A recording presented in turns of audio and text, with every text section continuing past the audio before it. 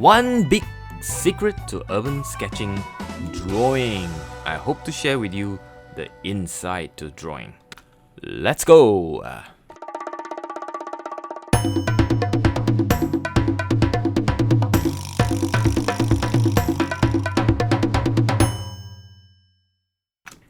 Assuming you see a nice lovely car when you're out urban sketching somewhere, wherever you live, assuming you have safe distancing and all that too, but anyway, you get your pencil, your sketchbook, and you start drawing. You see the lamp, very nice, you draw the shape of the lamp, you draw the shape of the next lamp, and then draw the next shape of the next lamp.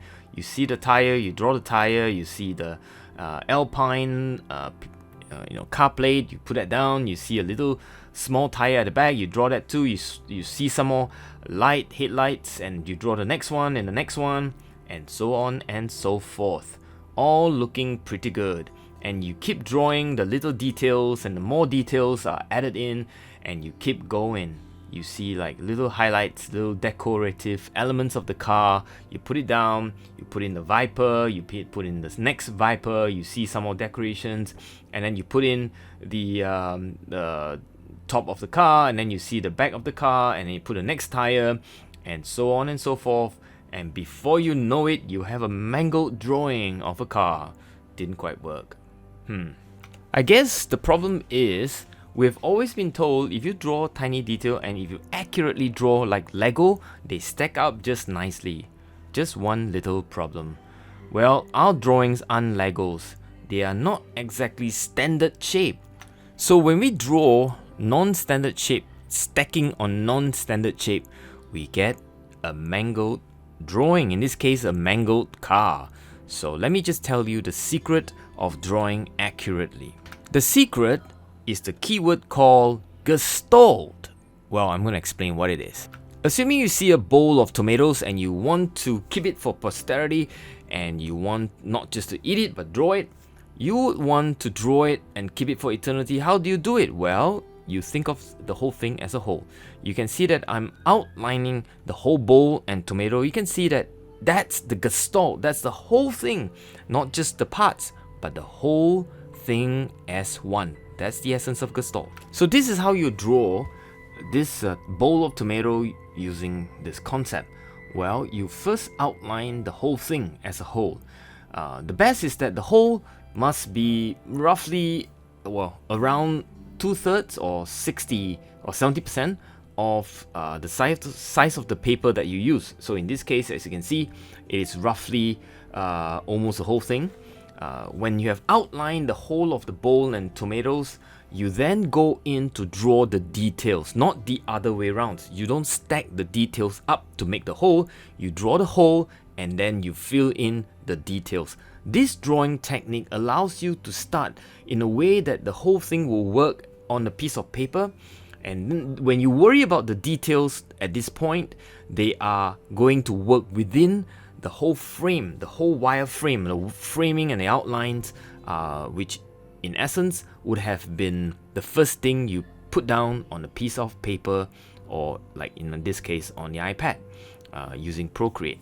So what you need to do is really have a sense of the whole first, then in goes the details.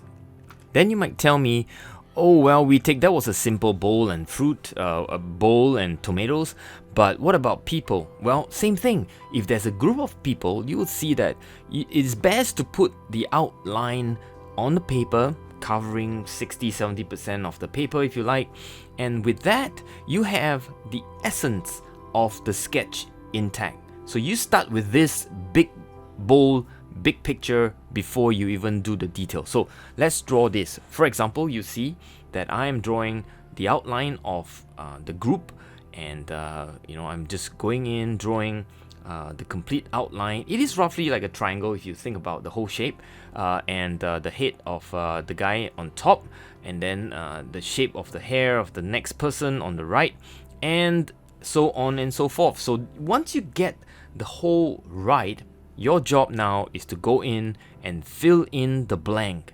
Well, when you are out there sketching, you don't really have a lot of time. No one is going to sit there forever and ever for you to do all the tiny details, and you won't be successful if you just draw all the details, and by the time you finish the hand, the group would have gone away and ran off somewhere. But now you have the essence of the sketch already locked in, and now you fill in the gap. You fill in the little details: the hand, the handphone, the hair, the eyes, the neck, the clothings, the nose, the facial expression, the smile, everything that is really in the detail. Hopefully you have either memorized it or you have taken a photograph of it and you're just drawing the tiny details. And now you can do it because you have the big picture sorted. You're now going in from big to small, not the other way around, not from small to big, not using Lego to stack them up, but using a broad outline of the shape that you have put in and then going into the details. With this approach, you will have much higher chance of getting a more accurate drawing. This is the essence of Gestalt. One more example before I finish up this tutorial. Something as complicated as this, same thing. Do the Gestalt outline drawing.